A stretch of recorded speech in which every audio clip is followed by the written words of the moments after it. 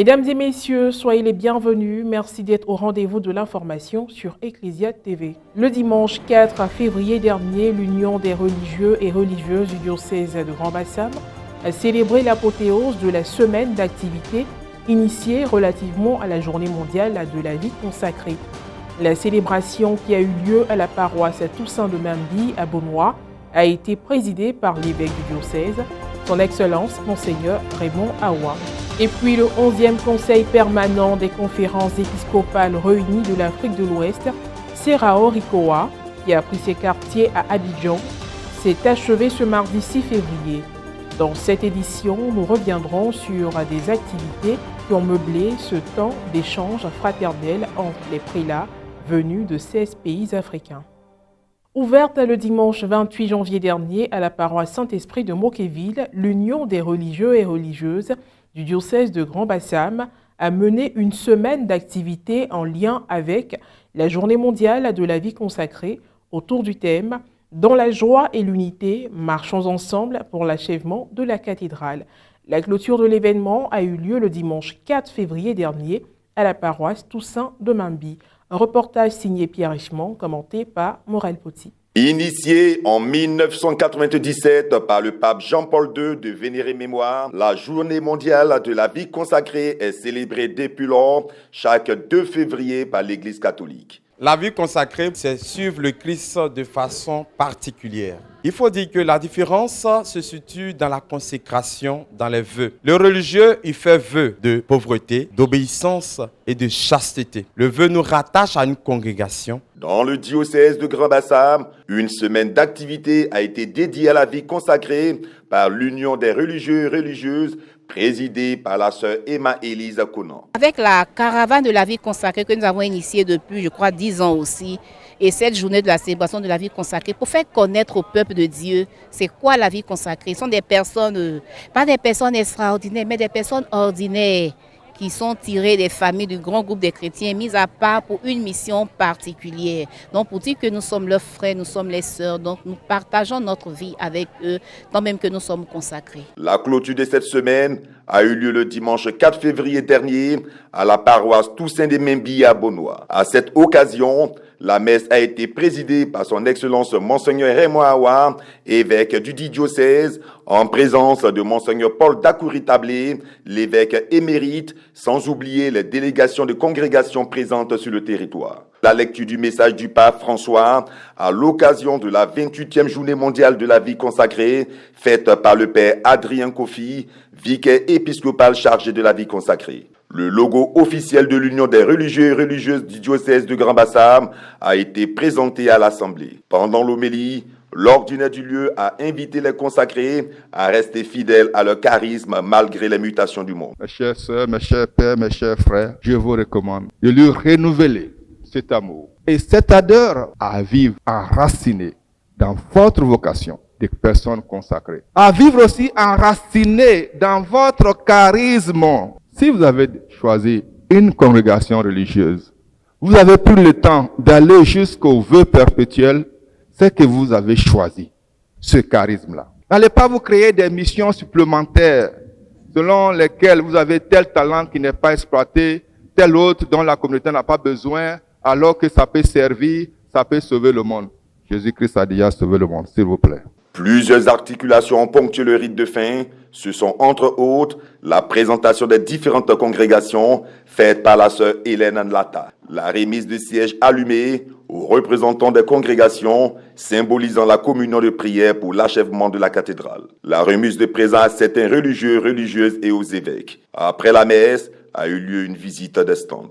Je leur souhaite bonne fête, bonne réjouissance, que vraiment chaque jour, chacun peut se renouveler sa consécration au Seigneur tout en rendant grâce pour ce qu'il a déjà fait. En tant que consacré, moi-même, je souhaite une bonne fête à tous les consacrés. Le pape nous demande de conserver la joie.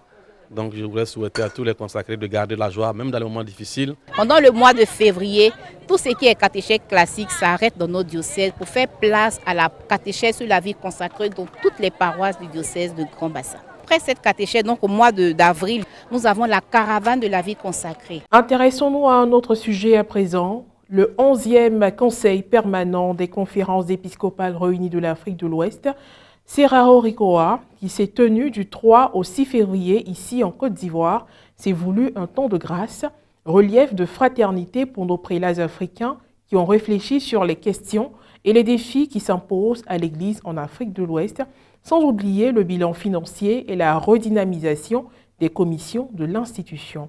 Reporter d'Images Francis Okwe, commentaire Maria Bissier. Siège social des Serao Ricoa en Côte d'Ivoire.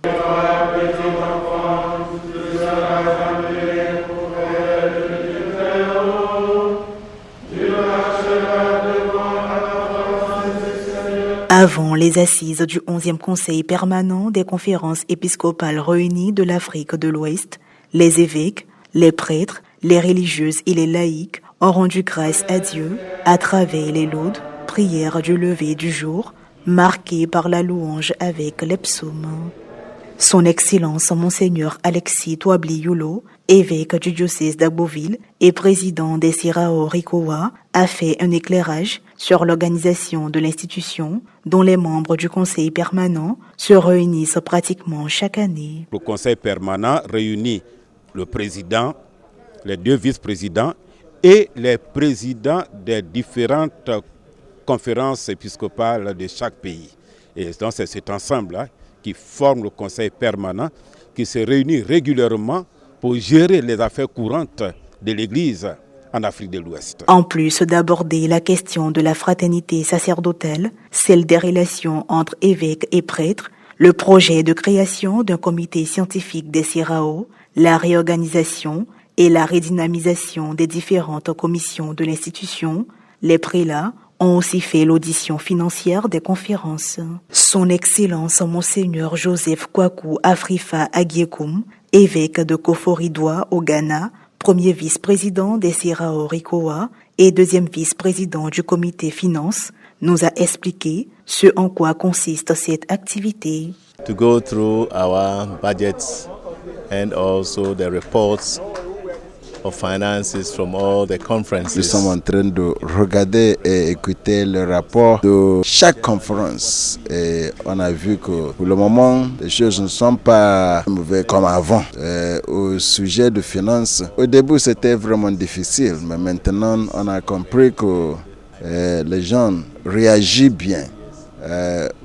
Après ce que le secrétaire général nous a fait comprendre, on peut dire qu'autour de 80% des conférences payent leurs cotisations régulièrement. Donc en total, nous pouvons dire que la CERAO marche bien. La question de la morale chrétienne et la pastorale dans l'Église en Afrique de l'Ouest est un sujet qui compte également dans les débats de nos prélats. This year, many countries are going to decide on the new leadership of their countries. Countries in West Africa. Je pense qu'il y a beaucoup de pays qui sont à la charnière des élections présidentielles ces temps-ci. Je pense au Sénégal et bien d'autres pays, le Ghana. Voilà, et j'aimerais rappeler que notre devoir, c'est de faire en sorte que l'Esprit de Dieu puisse être au devant de toutes ces élections-là, qu'on ait des résultats dignes de ce nom. Si des chrétiens sont portés comme vainqueurs des élections, ils devraient utiliser l'esprit chrétien pour faire leur travail. Comme le Christ dit, je suis venu pas pour être servi, mais pour servir pour la gloire de Dieu. We are in the synodal process. Waiting for the final phase of the. Nous tendons vers la fin du synode sur la synodalité. Il est question pour nous, pasteurs, de faire des efforts pour donner de l'espace à toutes les couches qui nous sont confiées, les prêtres, les religieux, religieuses, les laïcs, parce qu'ils ont en eux cette grâce du baptême-là qu'ils doivent pouvoir laisser éclore et puis donner de bons fruits pour la bonne marche de l'Église dont nous avons la responsabilité. Et donc il s'agit pour nous, pasteurs, de faire en sorte que chacun puisse travailler avec ce qu'il a comme qualité grâce à l'esprit pour que les choses avancent dans le bon sens. Soulignons que l'organisation du dimanche de la solidarité et de la fraternité, puis celle de la journée de la jeunesse catholique ouest-africaine, sont aussi des projets que souhaitent réaliser les évêques de l'Afrique de l'Ouest. Point final à cette édition d'information. Merci de l'avoir suivi, que je veille sur nous. À très bientôt.